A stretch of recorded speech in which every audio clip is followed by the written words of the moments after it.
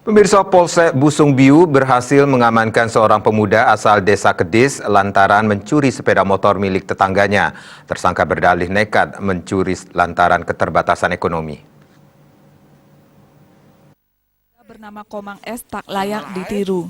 Berdalih memenuhi kebutuhan sehari-hari, pria asal Desa Kedis, Kecamatan Busung Biu nekat membobol rumah serta mencuri 1 unit sepeda motor milik tetangganya.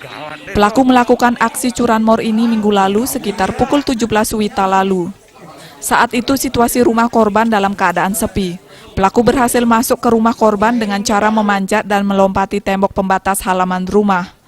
Pelaku kemudian menyasar sepeda motor Honda Beat yang kala itu diparkir di halaman rumah. Modusnya dia menggunting kabel, kemudian disambungkan lagi, sehingga bisa dibawa, motornya ini dibawa. Jadi mungkin dia cukup ahli ya. Karena bukan kunci nyantol dalam keadaan mati sepeda motor, dalam keadaan terkunci. Dia gunting kabel, dibawa dari depan spakbornya itu bagian depan, digunting sehingga dia bisa rakit lagi dan nyala motornya dan dibawa. Sementara itu Komang S hanya tertunduk malu, ia mengaku terpaksa mencuri untuk memenuhi kebutuhan sehari-hari.